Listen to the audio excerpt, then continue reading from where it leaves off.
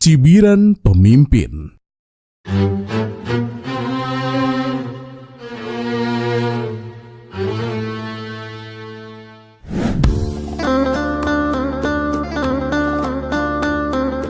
Assalamualaikum warahmatullahi wabarakatuh. Semoga semua kebaikan terlimpah kepada kita semua. Amin ya rabbal alamin. Terkadang orang yang paling lelah bukanlah orang miskin, melainkan orang baik yang terus-menerus disalahkan. Seorang gubernur yang jujur dan bijaksana hampir menyerah dari jabatannya karena merasa semua usahanya selalu dianggap buruk. Namun Abu Nawas justru memberinya pelajaran yang paling berharga, bukan lewat pidato, melainkan lewat dua buah lukisan yang membuat seluruh kota terdiam malu. Dan inilah kisah lengkapnya. Al-Kisah atas rekomendasi Abu Nawas. Baginda Raja mengangkat seorang gubernur baru untuk memimpin kota Baghdad. Gubernur itu dikenal sangat jujur. Ia tidak suka menerima suap. Ia ramah kepada rakyat kecil. Bahkan pintu rumahnya selalu terbuka bagi siapapun yang ingin mengadukan masalahnya. Awalnya masyarakat sangat senang. Namun ternyata menjadi pemimpin jauh lebih sulit daripada kelihatannya. Ketika harga gandum naik sedikit, orang-orang menyalahkan gubernur. Ketika hujan membuat jalan berlumpur, gubernur kembali disalahkan. Bahkan saat ada ayam warga yang hilang, entah bagaimana ceritanya, gubernur juga ikut disalahkan. Pemerintah tidak becus. Gubernur baru ternyata sama saja. Katanya bijak, tapi rakyat tetap susah. Kritikan datang setiap hari. Dan lucunya banyak orang yang mengkritik bahkan tidak benar-benar tahu apa masalahnya. Namun sang gubernur tetap sabar. Ia memperbaiki jalan, ia membantu rakyat miskin, ia mengurangi pajak. Tetapi semakin ia bekerja keras, semakin banyak pula orang mencari kesalahannya. Lama-kelamaan hati sang gubernur pun mulai lelah. Ia sulit tidur, wajahnya murung. Bahkan hobinya melukis yang dulu sangat ia cintai, kini ditinggalkannya. Padahal sebelum menjadi gubernur, ia adalah pelukis terbaik nomor 2 di seluruh negeri. Suatu malam ia akhirnya mendatangi rumah Abu Nawas. Aku menyerah Abu Nawas, katanya lemah. Abu Nawas yang sedang makan kurma langsung berhenti mengunyah. Mengapa menyerah Tuan Gubernur? Aku ingin mundur dari jabatan gubernur. Abu Nawas pun terkejut. Kenapa? Tanya Abu Nawas. Ya, karena apapun yang aku lakukan itu selalu salah Abu Nawas. Kalau aku membantu rakyat miskin, orang kaya marah. Kalau aku membantu pedagang, petani pasti marah. Kalau aku diam, aku dibilang malas. Kalau aku bekerja keras, aku dituduh pencitraan. Aku lelah Abu Nawas. Suasana pun menjadi sunyi. Abu Nawas memandang gubernur itu cukup lama. Lalu tiba-tiba ia tersenyum kecil. Begini saja Tuan. Bukankah Tuan itu suka melukis? Gubernur itu mengangguk pelan. Sekarang begini, buat lukisan paling indah yang pernah Tuan buat. Lalu pajang di tengah alun-alun dan tulis kalimat di bawahnya. Bunyinya, jika kalian menemukan kesalahan pada lukisan ini, silahkan beri tanda. Gubernur itu mengernyit tanda bingung. Apa hubungannya dengan masalah aku Abu Nawas? Tanya sang gubernur. Sudah Tuan, turuti saja apa kataku, kata Abu Nawas. Dan singkat cerita, Tuan Gubernur itu pun membuat lukisan yang luar biasa indah. Lukisan itu begitu hidup. Gunung tampak nyata, langit terlihat bercahaya. Bahkan air sungainya pun seperti benar-benar mengalir. Keesokan paginya lukisan itu dipajang di tengah alun-alun. Orang-orang langsung berkerumun. Wah, indah sekali lukisan ini. Namun setelah membaca tulisan di bawahnya, mulailah mereka memberi tanda. Awan ini kurang bagus, mata kudanya aneh, warna bajunya terlalu gelap, pohonnya miring. Semakin lama, semakin banyak coretan memenuhi lukisan itu. Bahkan ada orang iseng yang mencoret hidung tokoh dalam lukisan sampai mirip kayak monyet. Dan menjelang sore, lukisan itu nyaris rusak total. Saat melihatnya, hati gubernur itu pun hancur. Padahal aku mengerjakannya semalam.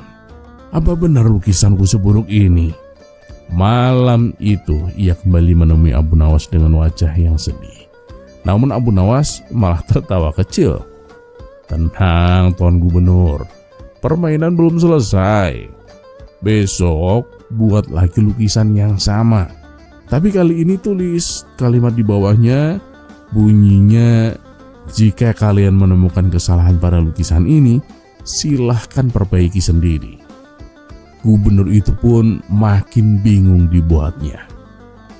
Tapi kata sang gubernur, "Sudah Tuan, percayalah padaku," jawab Abu Nawas. Dan keesokan harinya, betul saja, lukisan kedua pun dipajang. Orang-orang kembali berkumpul, mereka kembali mulai berkomentar.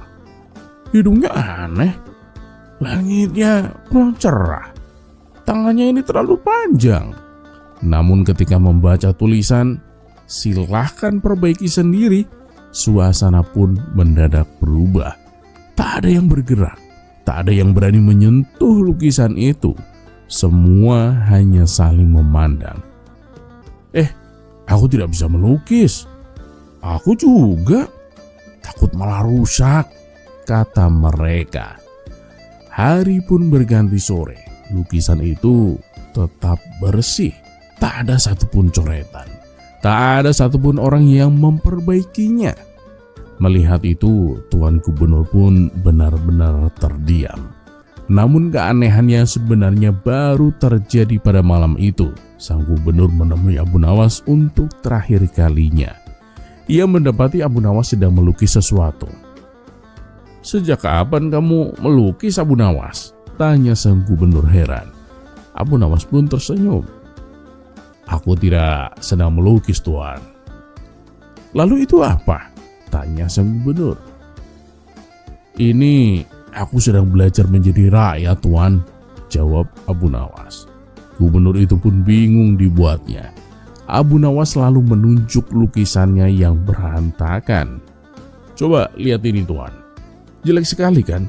Gubernur pun mengangguk pelan. "Lalu kenapa tidak Anda kritik, Tuan?" tanya Abu Nawas. "Ya, karena aku tahu melukis itu sulit, Abu Nawas," jawab sang gubernur.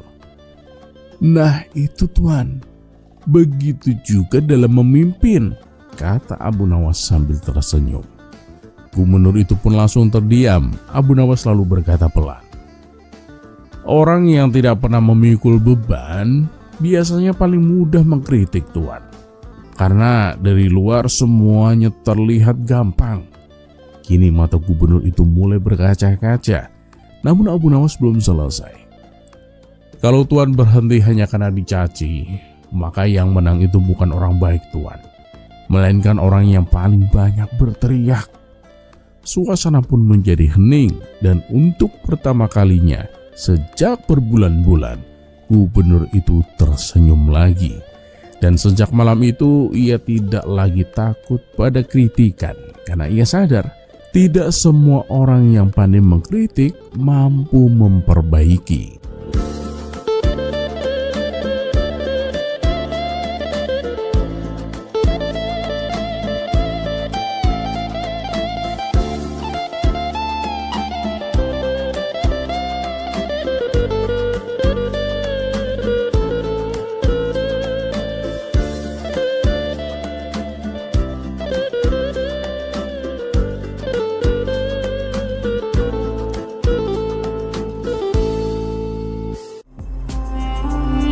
Kisah selanjutnya.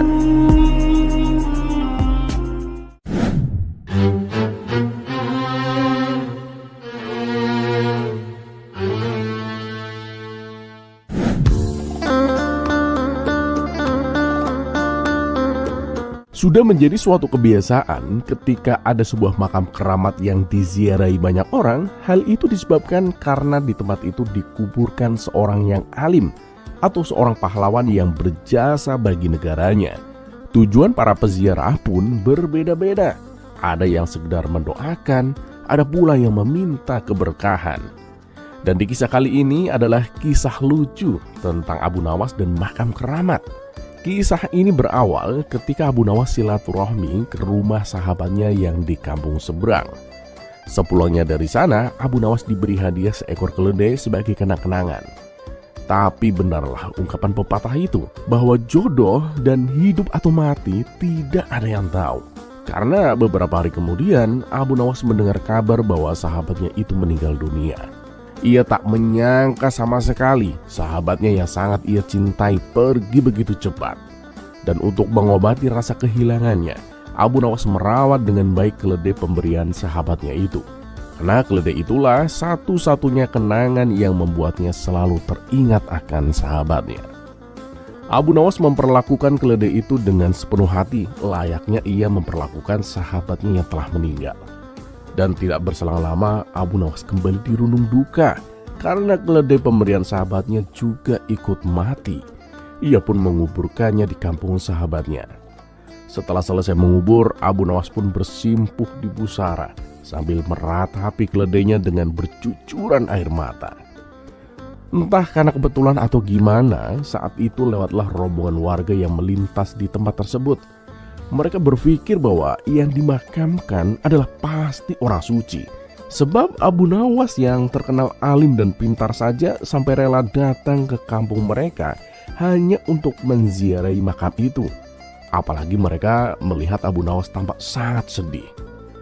Rombongan warga ini lalu berhenti dan ikut berdoa di makam tersebut. Ada yang meminta keberkahan, ada pula yang berdoa agar hajatnya terkabul.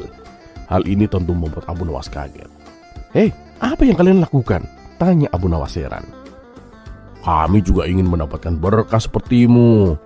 Kami yakin kalau makam ini bukan makam orang sembarangan," jawab mereka. Abu Nawas pun bertambah kaget. Ia lalu memberitahu bahwa kuburan tersebut bukanlah kuburan siapa-siapa, melainkan kuburan keledai miliknya. Namun mereka tak mempercayainya sama sekali. "Mana mungkin ini makam keledai? Lah buktinya kamu sampai sebegitu sedihnya. Kamu pasti ingin mencari keuntungan dari makam ini hanya untuk dirimu sendiri," ujar mereka. Abu Nawas sudah berkali-kali meyakinkan mereka, tapi mereka tidak menghiraukannya. Dan akhirnya Abu Nawas pun kewalahan dan menyerah, lalu meninggalkan kampung tersebut. Bertahun-tahun kemudian, Abu Nawas diajak kawannya jalan-jalan ke kampung tempat keledainya dimakamkan. Sesampainya di sana, mereka heran melihat banyak orang mengunjungi sebuah makam. Ratusan orang terlihat antri untuk menziarahi makam tersebut. Abu Nawas dan kawannya pun penasaran. "Hei tuan, makam siapa yang kalian kunjungi ini?" tanya Abu Nawas kepada seseorang. "Oh, itu makam keramat tuan," jawab orang itu singkat. "Ayo Abu Nawas, kita ke sana. Aku jadi penasaran," ajak kawannya. Ketika sampai di makam tersebut, betapa terkejutnya Abu Nawas karena ia sangat mengenali makam itu. Spontan Abu Nawas pun tertawa terpingkal-pingkal. Abu Nawas, kenapa kamu tertawa? Apa ada yang lucu?" tanya kawannya heran. "Kamu tahu nggak makam itu punya siapa?" tanya Abu Nawas. "Lah memangnya kamu tahu?" tanya kawannya balik. "Ya tentu sajalah. Aku sangat mengenali makam itu," jawab Abu Nawas sambil tertawa. Abu Nawas pun mulai menceritakan kisah tentang makam itu kepada sahabatnya. Mendengar cerita itu tentu kawannya ikut tertawa terpingkal-pingkal. Dan tentu saja tingkah laku mereka membuat para peziarah merasa terganggu dan menganggap mereka mengolok-olok makam keramat. Orang-orang itu lalu menegur Abu Nawas agar menjaga sikap. Tetapi Abu Nawas justru tertawa lebih keras. Hal ini membuat orang-orang emosi dan hendak memukulinya. Tunggu dulu, jangan cepat emosi.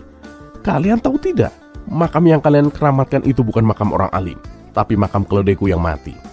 Dan aku sendiri yang menguburkannya di sini. Kalau kalian tidak percaya, gali saja kuburan itu. Dan kalau aku berbohong, silakan iris kupingku ini, ucap Abu Nawas. Ada yang percaya dan tentu pula ada yang ragu. Akhirnya mereka pun beramai-ramai menggali makam tersebut.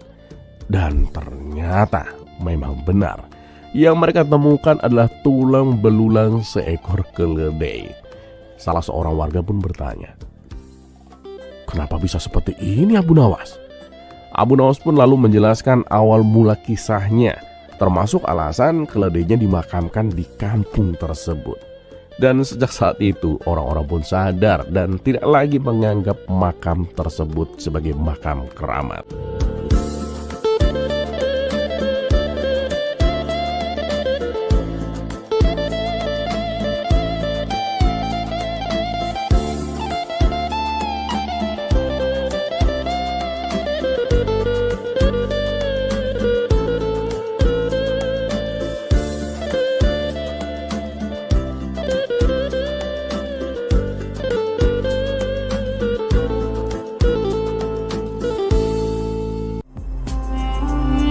Kisah selanjutnya.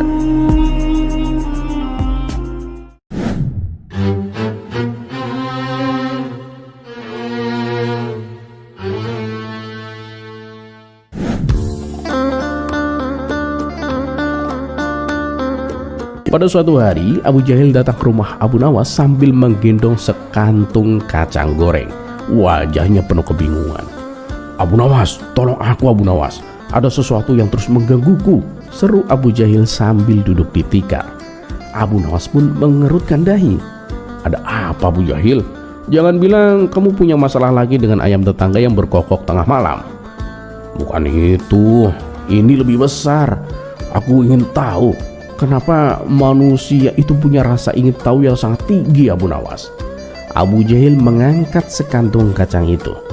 "Lihatlah, aku makan satu kacang dan langsung ingin tahu apakah kacang berikutnya lebih enak. Dan begitu terus sampai kantong ini hampir habis. Kenapa kita tidak bisa berhenti penasaran, Abu Nawas?" Abu Nawas pun tersenyum cerdik. "Nah, pertanyaan yang bagus, Abu Jahil. Tapi aku tidak akan memberimu jawaban begitu saja. Aku akan memberimu sebuah ujian." "Ujian? Maksudmu seperti teka-teki atau permainan?" tanya Abu Jahil penuh semangat. "Lebih dari itu," kata Abu Nawas sambil masuk ke rumah. Beberapa saat kemudian ia keluar membawa kotak kayu kecil yang terkunci rapat. "Nah, ini adalah kotak rasa ingin tahu, Abu Jahil. Kalau kamu berhasil membuka kotak ini, kamu akan menemukan jawaban atas pertanyaanmu." Abu Jahil menerima kotak itu dengan mata yang berbinar. "Baiklah, ini tantangan yang cocok untukku." Namun saat Abu Jahil mencoba membuka kotak itu, ia segera sadar bahwa ini tidak mudah. Ia menggoyangkan kotaknya, mencoba mencungkilnya dengan kuku, bahkan meniup celah-celah kecilnya sambil berkata, "Bukalah, wahai kotak ajaib." Tapi kotak itu tetap tertutup rapat. 1 jam berlalu dan Abu Jahil mulai frustasi. "Bu Nawas, ini mustahil dibuka. Apa kau sengaja mengerjaiku?" Abu Nawas yang sedang asik makan kacang goreng milik Abu Jahil menjawab dengan santai, "Oh, tentu tidak, Abu Jahil. Kamu hanya perlu lebih kreatif. Gunakan otakmu, bukan ototmu." Abu Jahil pun mendengus. "Kalau begitu, beri aku petunjuk dong." Abu Nawas pun memandangnya dengan senyuman yang jahil. "Baiklah, petunjuknya adalah jawabanmu ada di dalam dirimu sendiri." "Di dalam diriku? Maksudmu aku harus menelan kotaknya?" Abu Nawas pun tertawa terbahak-bahak. "Bukan begitu, Abu Jahil. Maksudku, cobalah pikirkan mengapa kamu begitu ingin tahu isi kotak itu. Apa yang membuatmu tak bisa berhenti memikirkannya?" Abu Jahil terdiam, mencoba mencerna kata-kata Abu Nawas. Tapi rasa frustasinya makin memuncak. "Aku menyerah. Buka saja kotaknya dan tunjukkan kepadaku apa isinya, Abu Nawas." Dengan santai, Abu Nawas pun mengambil kotak itu, merogoh sakunya, dan mengeluarkan kunci kecil. Dengan sekali putaran, kotak itu pun terbuka. Abu Jahil pun melongok ke dalam kotak dengan penuh harap, tapi yang ia temukan hanyalah ruang kosong. "Apa? Kosong? Apa ini lelucon? Aku habiskan waktuku untuk membuka kotak kosong." Abu Jahil pun hampir saja melempar kotak itu ke tanah. Abu Nawas tertawa kecil. Tenang Abu Jahil, isinya bukan kosong, tapi sebuah pelajaran. Kamu tahu kenapa kamu sangat ingin membuka kotak itu? Karena manusia punya rasa ingin tahu yang alami. Kita selalu ingin tahu apa yang ada di balik sesuatu, bahkan jika kita tidak yakin ada apa-apa. Itulah yang membuat manusia belajar, berkembang, dan menciptakan hal-hal yang hebat. Abu Jahil pun terdiam sejenak, lalu berkata, "Tapi kalau begitu, apa gunanya rasa ingin tahu kalau ujung-ujungnya mengecewakan?" Abu Nawas pun tersenyum bijak. Rasa ingin tahu bukan tentang hasil Abu Jahil, tapi tentang proses. Proses mencari jawaban itu yang membuat hidup lebih menarik. Tanpa rasa ingin tahu, hidup kita akan datar seperti roti tanpa ragi. Dan lihatlah, dengan rasa ingin tahu tadi, kamu bahkan lupa soal kacangmu. Abu Jahil melirik kantong kacangnya yang kini ternyata telah kosong. "Hei, kamu makan semua kacangku?" Abu Nawas pun tersenyum lebar sambil mengunyah. "Ya begitulah, dan bahkan kamu tak sadar karena sibuk dengan kotak itu. Itu bukti bahwa rasa ingin tahu bisa mengalahkan segalanya, termasuk rasa lapar." Abu Jahil pun tertawa keras sambil menggeleng-gelengkan kepalanya. "Kamu memang selalu punya cara untuk membuatku bingung dan tertawa, Abu Nawas." Dan keduanya pun tertawa bersama. Sementara rasa ingin tahu Abu Jahil kini berubah menjadi rasa hormat kepada kecerdikan sahabatnya itu.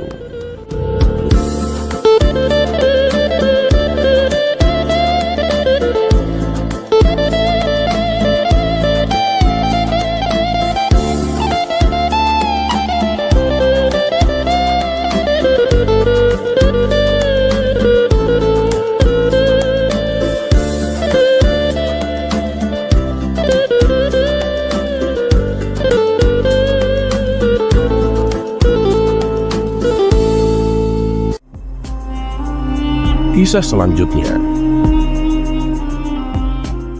makan mahal gratis.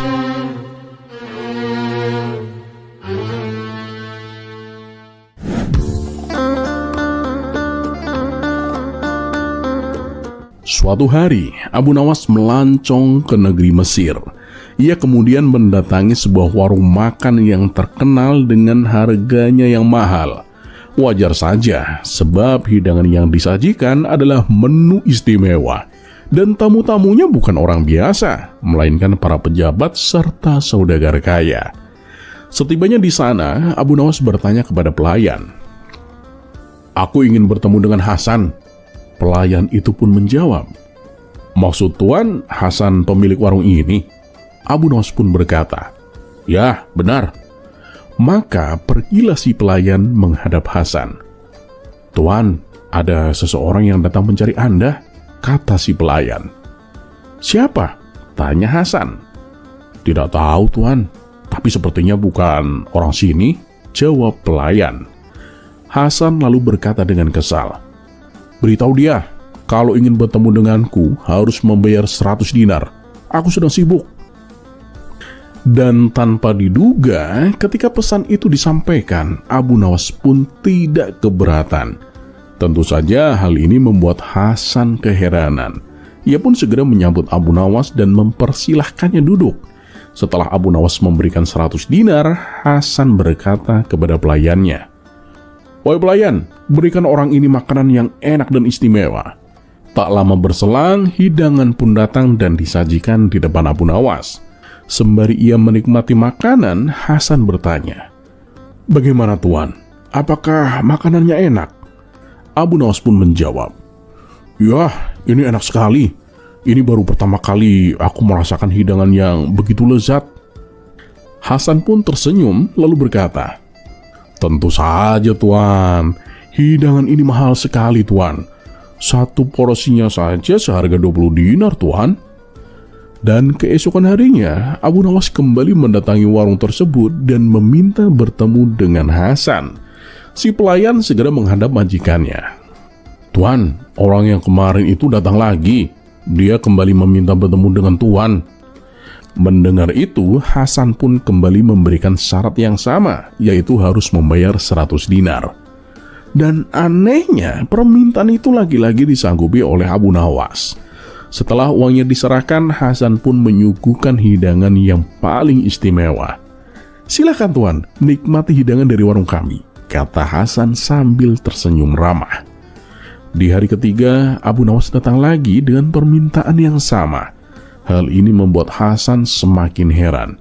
Dalam hati ia bergumam, "Siapa sih sebenarnya orang ini? Datang ke sini hanya untuk bertemu denganku lalu memberi 100 dinar tanpa ada obrolan penting sama sekali. Kalau hanya untuk makan, dia kan bisa bayar 20 dinar. Kenapa harus bertemu denganku dan rela membayar 100 dinar?" Akhirnya, karena penasaran, Hasan pun memberanikan diri bertanya, "Maaf Tuan, Anda sudah 3 kali berturut-turut datang ke sini. Kalau boleh tahu, siapa nama Tuan dan dari mana asal Tuan?" Abu Nawas pun menjawab, "Nama saya Abu Nawas dan saya berasal dari Derbadai." Hasan pun spontan menimpali, "Benarkah? Saya juga aslinya dari Derbadai Tuan. Saya punya keluarga di sana." Abu Nawas pun tersenyum dan berkata, "Ya, saya tahu ayahmu telah meninggal dan keluargamu memintaku untuk mengantarkan warisan sebesar 300 dinar untukmu." Sontak Hasan pun terkejut mendengarnya. "Jadi uang yang Tuan berikan selama 3 hari ini adalah uang warisan dari keluargaku?" tanya Hasan. "Iya benar, dan karena sudah aku serahkan kepadamu, sekarang aku mau pulang," jawab Abu Nawas sambil beranjak pergi.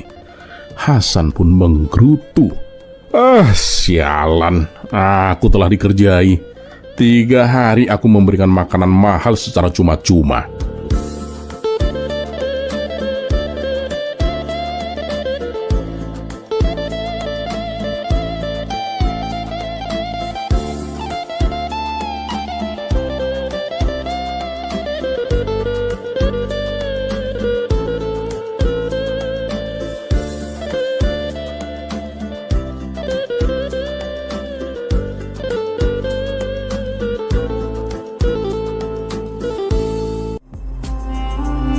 Kisah selanjutnya.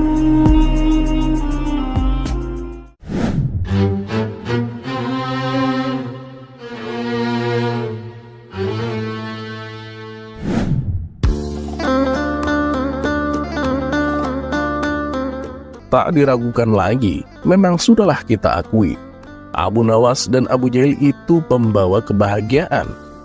Setiap kehadiran mereka selalu mengundang gelak tawa. Bahkan kejadian yang seram sekalipun tak luput dari kekonyolan mereka. Seperti pada kisah berikut ini, Abu Nawas dan Abu Jahil memergoki malaikat maut dan malaikat penjaga kubur sedang bagi-bagi penghuni kuburan. Berikut kisah lengkapnya. Diawali pada suatu malam, ada 2 orang pencuri sedang melancarkan aksinya. Mereka mencuri buah kurma di sebuah kebun milik penduduk setempat. Karena mereka berdua sangat lihai, hanya dalam waktu singkat, dengan mudahnya mereka mampu mengumpulkan sekarung buah kurma. Setelah berhasil mencuri buah kurma, mereka segera berlari ke arah kuburan untuk menghilangkan jejak. Tatkala hampir mencapai gerbang kuburan, salah satu pencuri tersandung dan terguling-guling. Akibatnya, 2 buah kurma terlontar dari karung jatuh tepat di depan gerbang kuburan. Tapi karena terburu-buru, mereka pun meninggalkannya begitu saja. 2 pencuri ini langsung masuk ke tengah kuburan untuk bersembunyi. Ketika dirasa sudah aman, kedua pencuri ini lalu membagi hasil curiannya. "Kamu 1, aku 1. Kamu 1, aku 1. Begitu seterusnya. Saat kedua pencuri ini sedang sibuk menghitung, lewatlah Abu Jahil. Mendengar ada suara aneh di tengah kuburan. Kaget, takut, dan ngeri seketika dirasakan oleh Abu Jahil. Ia pun mempercepat langkahnya meninggalkan kuburan sambil mulutnya komat kamit membaca doa. Dan saat di tengah perjalanan pulang, Abu Jahil berpapasan dengan Abu Nawas yang kebetulan juga sedang jalan sendirian. "Ya Abu Jahil, kamu kenapa terlihat ketakutan begitu?" tanya Abu Nawas. "Itu Abu Nawas, tadi aku waktu lewat kuburan, aku mendengar suara mengerikan," jawab Abu Jahil dengan terpatah-patah. "Ah, mungkin itu hanya perasaanmu saja, Abu Jahil," ujar Abu Nawas. "Enggak, Abu Nawas, bener. Aku jelas-jelas mendengarnya. Kalau kau tidak percaya, ayo aku antar kamu ke sana," timpal Abu Jahil. Karena penasaran, Abu Nawas pun menuruti ajakan Abu Jahil. Setelah sampai di depan gerbang kuburan, Abu Nawas mendengar suara yang diceritakan oleh Abu Jahil. "Kamu satu, aku satu. Kamu satu, aku satu." Abu Nawas semakin penasaran dibuatnya. Ia pun mengintip area tengah kuburan dari luar pintu gerbang. Namun karena kondisi gelap sehingga tidak kelihatan dari siapa suara itu berasal. "Abu Nawas, apa mungkin itu suara malaikat maut dan malaikat kuburan? Mereka sedang bagi-bagi jatah jiwa manusia," ucap Abu Jahil. "Aku sendiri juga nggak tahu. Tapi apa iya ya?" jawab Abu Nawas. Tidak lama kemudian terdengar suara lagi dari tengah kuburan. "Nah, udah selesai. Sekarang tinggal 2 yang ada di luar gerbang itu. Siapa yang mau ambil? Kamu apa aku?" "Oh, yang 2 itu? Biar aku saja," jawab suara lainnya. Mendengar hal itu, Abu Jahil dan Abu Nawas yang kebetulan sedang berada di luar gerbang kuburan terkejut bukan main. "Aduh, jangan-jangan yang mereka maksud kita, Abu Nawas," kata Abu Jahil ketakutan. Bener juga Abu Jahil. Ayo lari," teriak Abu Nawas. Keduanya pun langsung kabur terbirit-birit dengan penuh ketakutan. Dan tak lama kemudian muncul salah satu pencuri menuju gerbang untuk mengambil 2 buah kurma yang jatuh sewaktu mereka masuk ke dalam kuburan.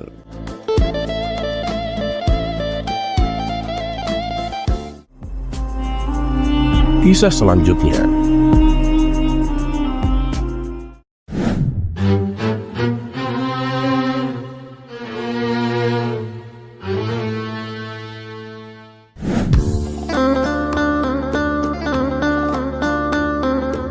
Di suatu sore yang teduh seperti biasa, Abu Nawas berjalan-jalan keliling kampung untuk mengusir rasa jenuh. Ia mengenakan jubah lusuhnya yang khas dan bersiul kecil sambil menikmati angin sepoi-sepoi. Setelah berkeliling cukup jauh, ia pun mampir ke warung langganannya, tempat nongkrong favorit bersama kawan-kawan lamanya. Begitu duduk, Abu Nawas langsung disambut teh hangat dan obrolan ringan. Baru saja ia menyeruput teh pertamanya, tiba-tiba terdengar kegaduhan dari arah jalanan. "Tangkap! Cepat tangkap dia!" teriak seorang dari kejauhan. Orang-orang di sekitar warung berhamburan keluar. Karena penasaran, Abu Nawas pun berdiri dan bertanya kepada salah satu warga yang berlari terburu-buru. "Ada apa ini, Tuan? Kenapa semua orang panik?" Dengan nafas terengah-engah, warga itu menjawab, "Ada orang gila menculik anak kecil, Tuan. Kami sedang mengejarnya." Mendengar hal itu, mata Abu Nawas pun langsung terbelalak. "Orang gila menculik anak kecil? Wah, ini tidak bisa dibiarkan," seru Abu Nawas. Dan tanpa pikir panjang, ia pun ikut berlari mengejarnya. Orang gila tersebut terlihat berlari ke arah menara tua di tengah kota, sambil menggendong anak kecil yang menangis ketakutan.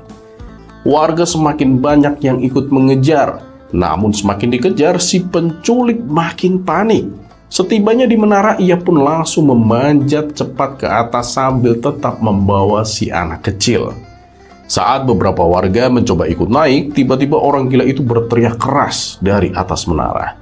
"Hei, kalau kalian naik, aku akan jatuhkan anak ini." Sontak semua warga pun berhenti. Takut ancamannya bukan sekedar gertakan, mereka tak berani melanjutkan. "Waduh, gimana ini? Kalau kita diam saja, anak itu bisa celaka. Tapi kalau kita naik, dia bisa nekat menjatuhkannya," ujar salah satu warga panik. Beberapa menit berlalu dalam ketegangan. Lalu dari kejauhan muncullah Abu Nawas dengan santainya berjalan membawa gergaji besar di tangannya. Semua mata langsung tertuju kepadanya. Dan dengan tenang, Abu Nawas pun mendekati menara dan berteriak lantang. "Hei, orang gila, kalau kamu tidak segera membebaskan anak kecil itu, akan aku gergaji menara ini dari bawah." Orang-orang yang mendengar itu pun langsung melongo. "Abu Nawas, serius mau digergaji?" bisik warga satu sama lain. Namun Abu Nawas tetap serius. Ia bahkan sudah mulai menggergaji salah satu tiang kayu penyangga menara. Melihat hal itu, si orang gila di atas pun tampak panik. Ia melihat ke arah bawah, wajah warga-warga yang tegang. Lalu melihat Abu Nawas yang benar-benar serius menggergaji. Matanya membesar, keringat dingin juga mulai menetes. Jangan, aku menyerah, teriaknya. Beberapa detik kemudian, ia pun melepaskan anak kecil itu secara perlahan dari gendongannya. Dan anak itu pun berhasil ditangkap oleh warga yang berjaga di bawah. Seluruh warga bersorak gembira, anak kecil itu berhasil diselamatkan tanpa terluka. Orang gila itu kemudian berhasil diamankan oleh petugas kampung, dan anak kecil tersebut langsung dipeluk erat oleh ibunya yang menangis terharu. Salah satu warga menepuk bahu Abu Nawas. Luar biasa kamu Abu Nawas, kami semua bahkan tidak terpikir sampai begitu. Abu Nawas hanya tersenyum sambil menengguk sisa teh hangatnya yang kini sudah dingin. Ya, aku cuma pakai logika sederhana saja.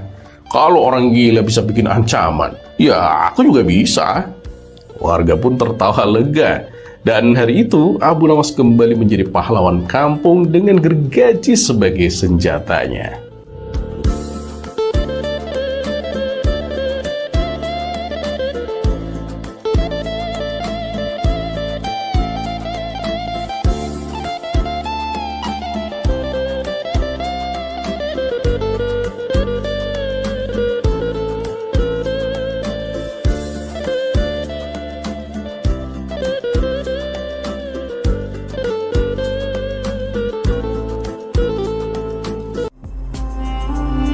Kisah selanjutnya.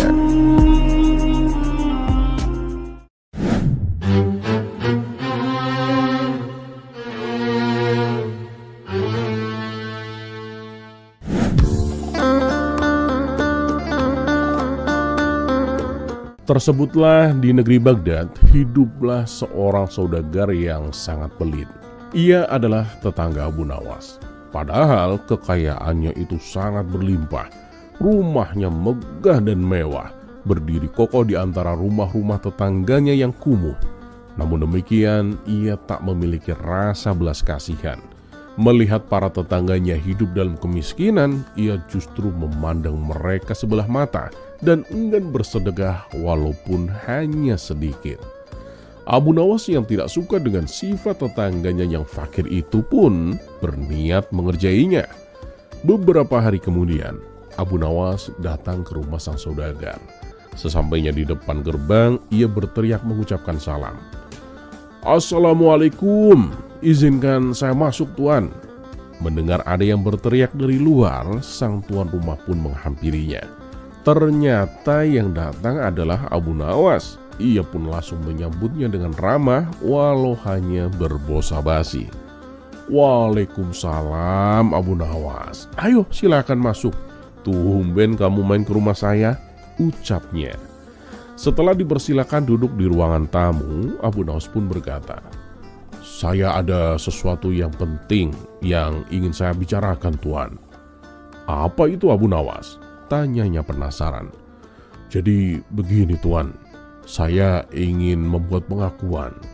Saya telah mencuri ayam dan saya ingin bertobat tuan.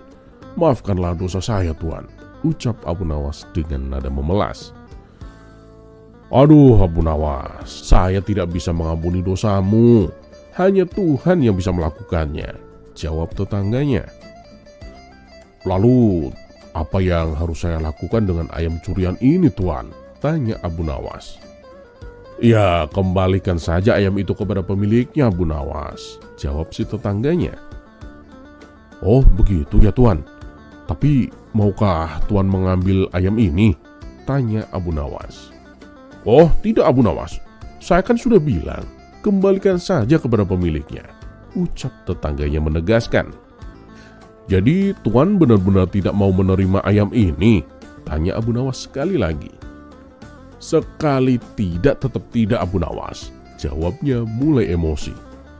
Benar nih, tuan tidak mau? Tanya Abu Nawas memastikan.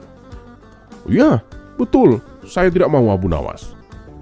Oh ya sudahlah tuan, tapi Bagaimana kalau nanti pemiliknya bersikeras tidak mau menerima ayam ini, Tuan? Tanya Abu Nawas kembali. Begini saja, Abu Nawas. Kalau pemilik ayam itu tetap tidak mau menerimanya, kamu bawa pulang saja ayam itu dan rawatlah baik-baik, jawab si tetangga. Oh, begitu ya, Tuan. Baiklah, Tuan. Terima kasih atas sarannya, kata Abu Nawas sambil tersenyum. Dan kemudian Abu Nawas pun pulang ke rumahnya dengan membawa ayam. Sementara itu si tetangga masuk ke dalam rumah.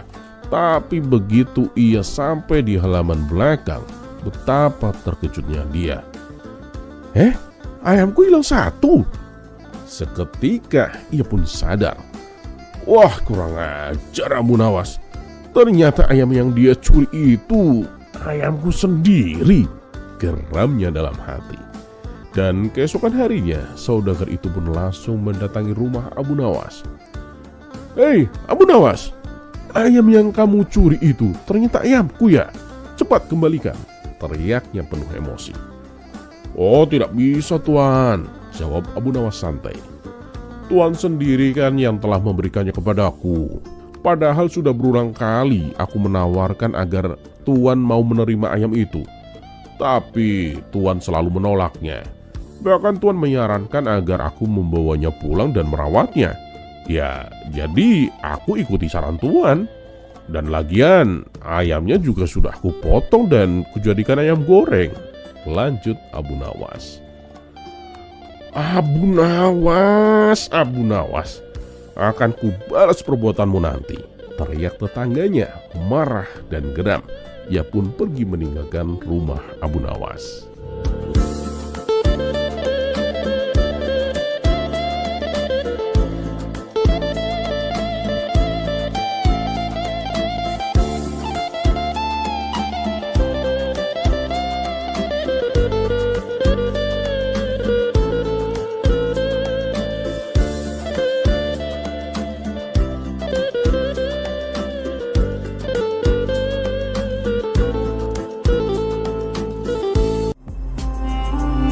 Kisah selanjutnya. Di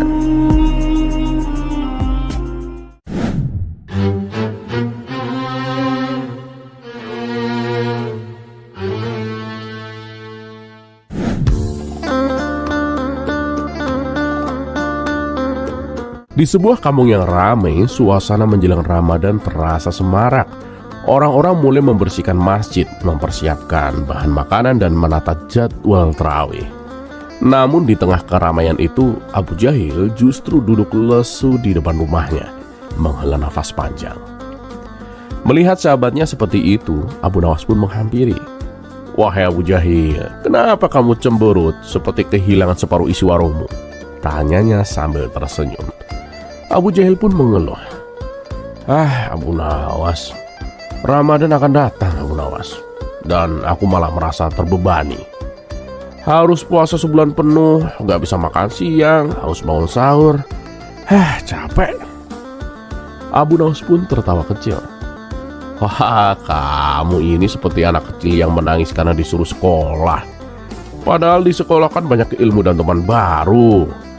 Abu Jahil pun mengernyit. Ilmu? Teman? Mana enaknya lapar seharian? Abu Nawas pun memutar otak. Baiklah, ikut aku hari ini. Aku akan tunjukkan kenapa Ramadan itu penuh dengan kebahagiaan. Mereka pun pertama-tama pergi ke pasar, dan di sana seorang penjual kurma meneriakkan dagangannya. Kurma segar, kurma untuk berbuka puasa. Pembeli pun berdatangan, membeli bukan hanya untuk diri sendiri, tetapi juga untuk sedekah di masjid. Dan tiba-tiba seorang anak kecil menangis karena kehilangan uangnya. Ia ingin membeli kurma untuk ibunya yang sakit. Melihat hal itu, Abu Nawas pun langsung membeli sebungkus kurma dan memberikannya kepada anak itu. Wajah si anak pun langsung cerah. Ia berlari pergi sambil mengucapkan, "Terima kasih paman. Semoga Allah membalas kebaikanmu." Abu Jahil pun tertegun. Kamu kan tidak kenal anak itu, Abu Nawas. Kenapa kamu membantunya? Abu Nawas pun tersenyum. Di bulan Ramadan, kebaikan kecil menjadi besar pahalanya, Abu Jahil. Dan lihatlah wajah anak itu. Apakah itu bukan kebahagiaan yang tulus? Abu Jahil pun merenung. Ya, aku juga merasa hangat melihat anak itu bahagia. Setelah dari pasar, mereka pun berjalan ke masjid. Para warga bergotong royong. Ada yang mengepel lantai, mengganti karpet, dan menata lampu. Di sudut masjid, anak-anak kecil sedang berlatih azan, sementara ibu-ibu menyiapkan takjil bersama. Tiba-tiba seorang kakek tua terjatuh saat memindahkan kendi air. Abu Jahil pun spontan berlari membantunya. "Kek, hati-hati, berat sekali kendi ini," katanya sambil tersenyum. Kakek itu pun tersenyum lemah. "Terima kasih nak, semoga Allah membalas kebaikanmu. Di bulan Ramadan, membantu sesama adalah pahala yang besar." Abu Jahil pun merasa dadanya hangat. Ia menoleh ke arah Abu Nawas. "Aku merasa senang bisa membantu. Ini perasaan yang aneh Abu Nawas, tapi menyenangkan." Abu Nawas pun mengangguk. "Nah, itulah Ramadan Abu Jahil. Ia mengajarkan bahwa bahagia itu bukan cuma soal menerima, tapi juga memberi." Dan saat menjelang sore, mereka berdua pun ikut berbuka puasa di masjid. Azan maghrib berkumandang, dan Abu Jahil meneguk air pertama dengan nikmat. "Subhanallah," kata Abu Jahil. "Baru kali ini seteguk air terasa nikmat begini." Abu Nawas pun tertawa. "Itulah puasa Abu Jahil. Ia membuat kita sadar betapa berharganya hal-hal sederhana yang sering kita remehkan." Abu Jahil pun terdiam lalu berkata, "Aku baru paham Abu Nawas. Ramadan itu bukan tentang lapar dan haus. Ia adalah tentang hati yang belajar bersabar, tentang tangan yang belajar memberi, dan tentang jiwa yang belajar bersyukur." Abu Nawas pun tersenyum lebar. "Benar Abu Jahil. Ramadan itu seperti tamu agung yang membawa banyak hadiah. Nah, tapi hanya mereka yang membukakan hati dengan bahagia yang akan menerima hadiahnya." Abu Jahil pun mengangguk mantap. "Kalau begitu, mulai sekarang aku akan menyambut Ramadan dengan hati yang bahagia Abu Nawas." Dan Abu Nawas pun menambahkan sambil tersenyum nakal, "Dan jangan lupa Abu Jahil, traktir aku kolak di hari pertama." Mereka berdua pun tertawa bersama, siap menyambut Ramadan dengan hati yang penuh sukacita.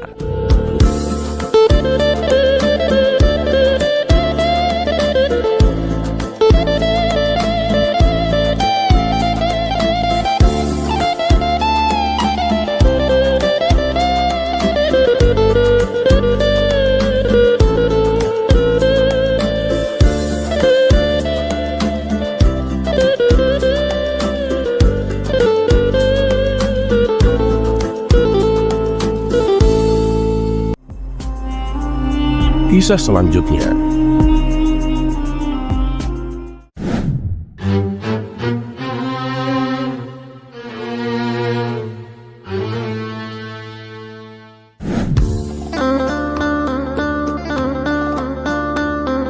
Alkisah, ada seorang saudagar kaya yang terkenal dengan hobinya yang sangat unik. Ia memelihara berbagai macam binatang buas, mulai dari singa, macan, harimau, buaya, hingga ular besar yang mengerikan. Dan tak hanya itu, ia juga memiliki koleksi burung langka yang konon hanya bisa ditemukan di tempat-tempat yang jauh dan tak terjamah oleh manusia.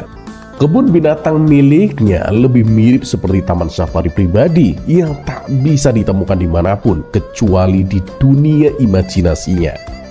Dengan segala kemewahan yang dimilikinya, sang saudagar mempunyai ide yang semakin gila. "Kenapa tidak aku buat kebun binatang ya?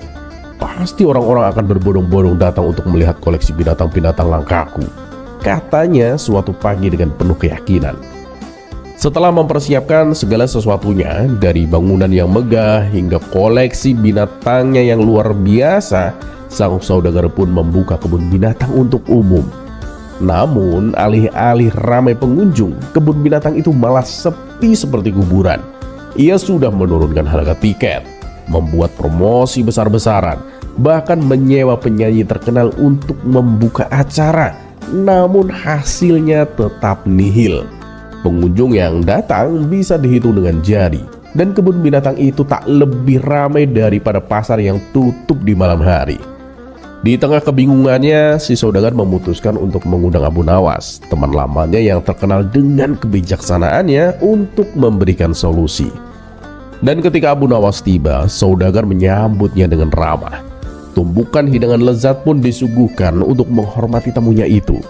Setelah menikmati makanan yang tak terkira banyaknya, si saudagar pun mulai menceritakan permasalahannya. Abu Nawas, kebun binatangmu sepi sekali.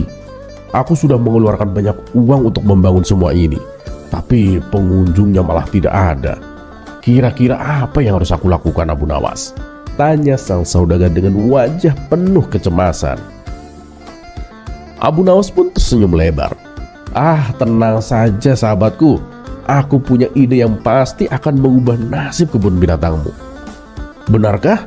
Apa itu, Abu Nawas? Tanya si saudagar tampak penasaran. Gampang sekali. Coba turunkan harga tiket masuk. Jangan terlalu mahal. Cukup 1 dinar saja per orang. Jawab Abu Nawas sambil mengangkat bahunya seolah itu adalah solusi yang sangat sederhana. 1 dinar? Itu terlalu murah, Abu Nawas. Bisa-bisa aku malah akan rugi besar. Jawab si saudagar dengan berteriak merasa khawatir. Tunggu dulu, dengar dulu sampai habis. Kamu harus percaya padaku. Ini adalah strategi jenius yang akan membuat semua orang datang, kata Abu Nawas sambil tersenyum lebar dengan tatapan penuh percaya diri. Setelah berpikir panjang, si saudagar pun akhirnya setuju untuk mengikuti saran Abu Nawas. Tiket masuknya pun dipangkas drastis, hanya 1 dinar per orang. Dan sungguh seperti yang sudah diperkirakan Abu Nawas, pengunjung pun mulai berdatangan. Orang-orang datang dengan antusias untuk melihat berbagai macam hewan buas dan langka yang tak pernah mereka lihat sebelumnya. Bahkan ada yang datang dari desa-desa jauh hanya untuk melihat singa yang tampaknya lebih sopan daripada mereka sendiri. Namun saat para pengunjung sudah puas berkeliling dan melihat-lihat, tiba-tiba ada satu kejadian yang mengagetkan. Salah satu singa yang dari tadi terlihat malas-malasan di dalam kandangnya, tiba-tiba meloncat keluar dengan gerakan yang cepat dan mengerikan. Pengunjung yang sudah puas melihat binatang-binatang lain kini panik dan berlarian ke sana ke sini. Saking paniknya, ada yang hampir menabrak patung singa palsu yang ada di dekat pintu keluar. "Keluar, ayo keluar!" teriak para pengunjung dengan cemas. Mereka menuju pintu keluar, berharap bisa segera melarikan diri dari singa yang sedang berkeliaran. Namun saat mereka sampai di pintu, mereka terkejut. Pintu keluar itu terkunci rapat. Di depan pintu itu ada sebuah tulisan besar yang berbunyi, "Keluar bayar 100 dinar." "Apa?" teriak seorang pengunjung. "Tapi tiket masuknya hanya 1 dinar. Bagaimana bisa? Ini 100 dinar untuk keluar." Mereka pun mulai berbisik-bisik, saling bertanya, apakah ini bagian dari pertunjukan atau memang sesuatu yang tidak beres. Tetapi dengan singa yang masih berjalan di sekitar mereka, tidak ada pilihan lain selain mengikuti peraturan tersebut. Dengan wajah yang tegang dan gemetar, satu persatu pengunjung mulai mengeluarkan uang mereka, tak peduli seberapa kecil uang yang tersisa di kantong.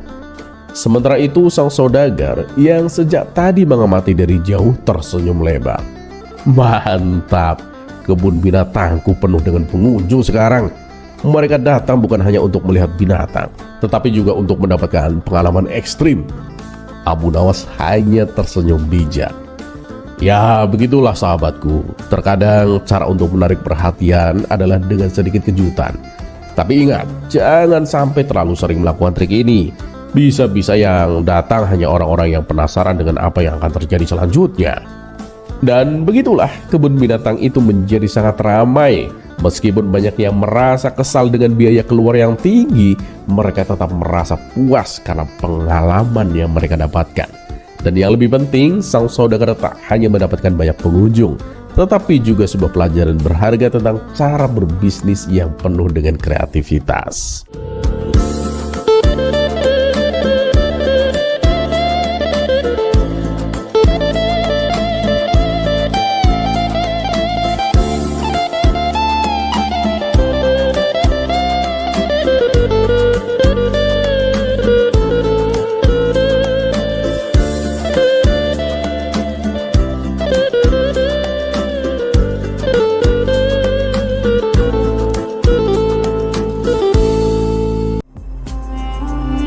kisah selanjutnya.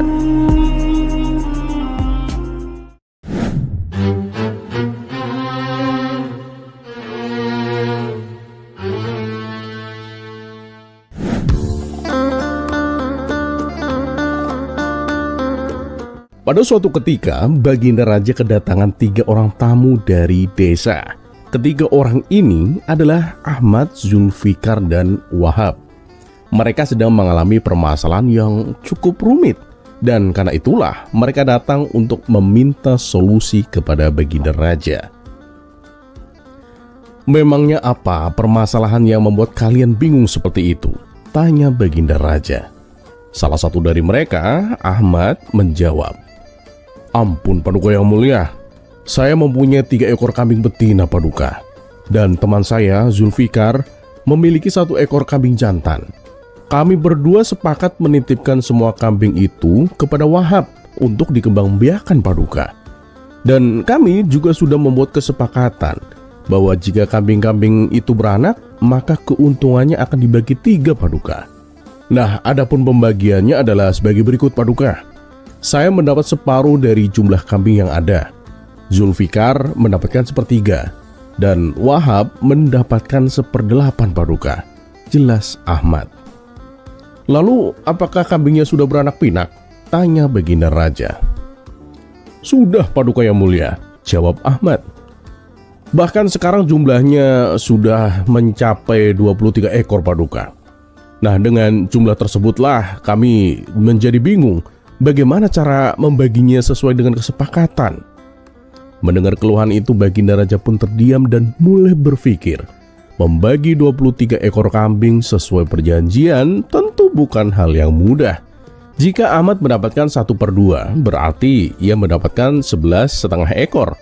Dan Zulfikar yang mendapatkan 1/3 berarti memperoleh 7/2/3 ekor.